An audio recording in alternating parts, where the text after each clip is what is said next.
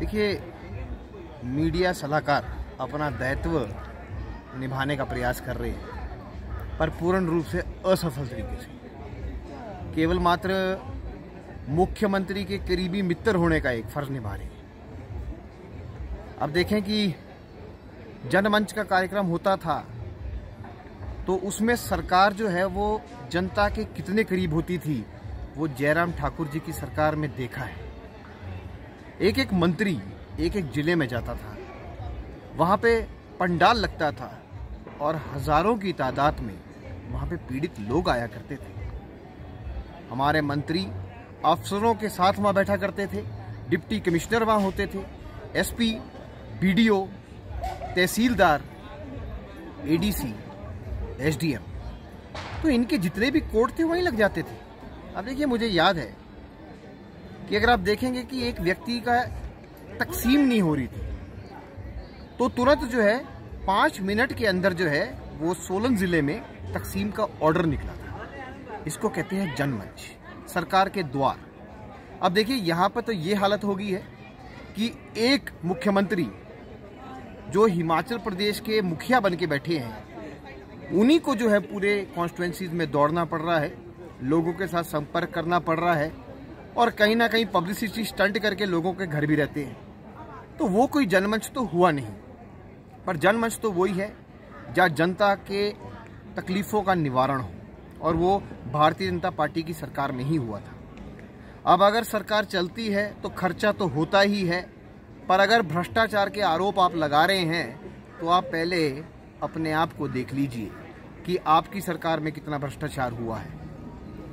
चाहे वो माइनिंग का भ्रष्टाचार ले लो, चाहे लैंड माफिया का भ्रष्टाचार ले लो, चाहे फूड एंड सिक्योरिटी का भ्रष्टाचार ले लो, आपके डिपो के अंदर राशन में भ्रष्टाचार हुआ, एचआरटीसी में भ्रष्टाचार हुआ, और अब तो भर्तियां भी जो है वो इंटरव्यू के बगैर होएगी, तो वो सीधा बैक डोर एंट्री माने या फ्रंट डोर पर्ची वाली एंट्री माने, वो तो आप ही बता सकेंगे। पर भ्रष्टाचार तो आपने किया है, ये जनता भी जानती है और एक एक कर्मचारी भी जानता है। अब आप धूल झोंकने का प्रयास तो करेंगे, आप बोलेंगे कि हमने जो है नौकरियां दी, पर हम तो ये दिखाना चाहते हैं कि आपने नौकरियां नहीं दी। ये वही कांग्रेस की सरकार है जो अपनी 10 गारंटियां लेकर आई थी और उन्होंने कहा था कि हम 5 लाख नौकरियां जो है 5 वर्ष में देंगे। पहली कैबिनेट में 1 लाख नौकरियां देंगे, हर वर्ष 1 लाख नौकरी देंगे, पर अब 2 वर्ष हो गए हैं, आपने 2 लाख नौकरियां देनी थी, पर एक तुगलकी फरमान आप निकालते हैं और 1.5 लाख पोस्टें जो है वो खारिज कर देते हैं। साल 2 साल लग जाते हैं, महीने महीने लग जाते हैं, तब एक छोटी सी पोस्ट क्रिएट होती है और आपने 1.5 लाख नौकरियों की नोटिफिकेशन निकाल के आपने बोला कि नहीं, हम इस अबॉलिश शब्द को नहीं मानते हैं, रद्द शब्द को नहीं मानते हैं, इनको हम नए सिरे से क्रिएट करेंगे। इसका मतलब आपने वो पोस्टें डिलीट कर ही दी है सिस्टम से, अब आपको फिर से ही बनानी पड़ेगी।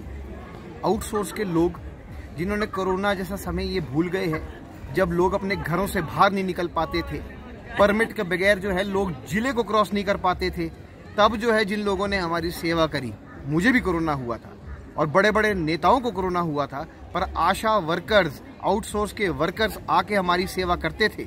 जब हमारे को जो है पूछने के लिए कोई भी आला कमान नहीं आता था तो वो वर्कर भी हमारा ख्याल रखते थे, आपने उनको भी नौकरी से निकाल दिया। तो आप नौकरी छीनने वाली सरकार है, आप नौकरी देने वाली सरकार नहीं है।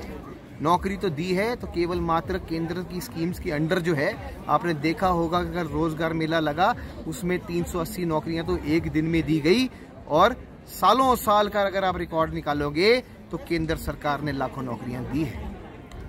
आपको ये ध्यान में होगा कि किस प्रकार से आपने कुप्रबंधन जो है हिमाचल प्रदेश में किया है।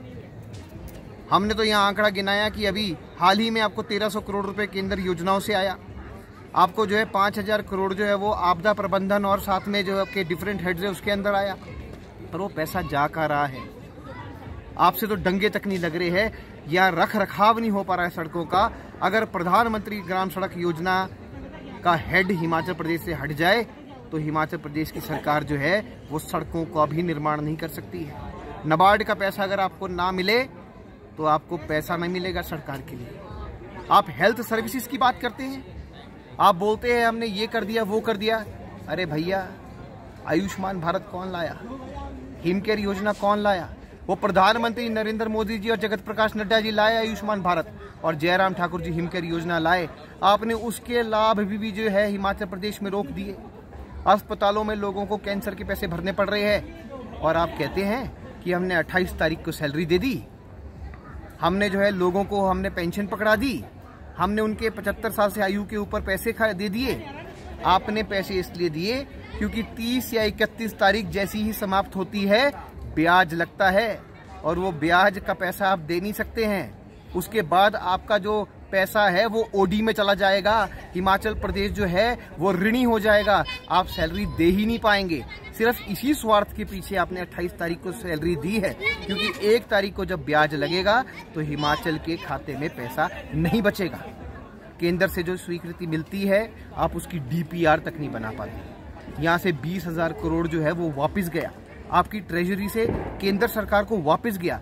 आपको केंद्र सरकार पैसे दे रही है तो दूर की बात है, जब आप दिल्ली जाते हैं तो बंद कमरों में आप बड़े बड़े मंत्रियों के आगे जो है नतमस्तक होके जो है आप योजनाओं के लिए पैसे मांगते हैं। पर हिमाचल प्रदेश में आते हैं तो कहते हैं आप आपका हक था, आपको मिलना ही था।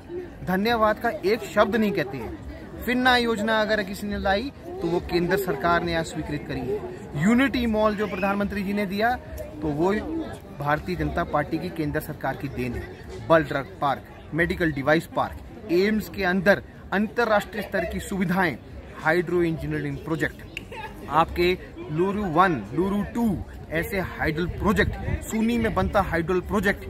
अगर मैं गाथा गाना शुरू करूं तो विकास के पटल पर केवल मात्र भारतीय जनता पार्टी का नाम लिखा होगा।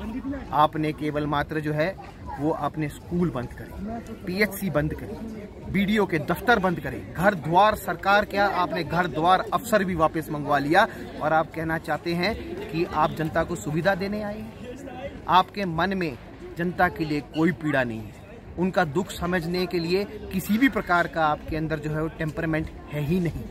अगर आप देखें, मुख्यमंत्री वीरभद्र सिंह जी थे, वो कहा करते थे कि अगर एक गांव में एकल बच्चा भी पढ़ता है तो उसके लिए भी विद्यालय होना चाहिए, पर आपने उन विद्यालयों को भी बंद कर दिया या किसी और विद्यालय में मर्ज कर दिया।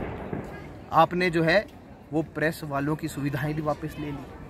आपने HPTDC में जो उनको डिस्काउंट मिलता था वो भी वापस ले लिया। आपने जो पोर्टल को सपोर्ट देते थे वो भी वापस ले लिया।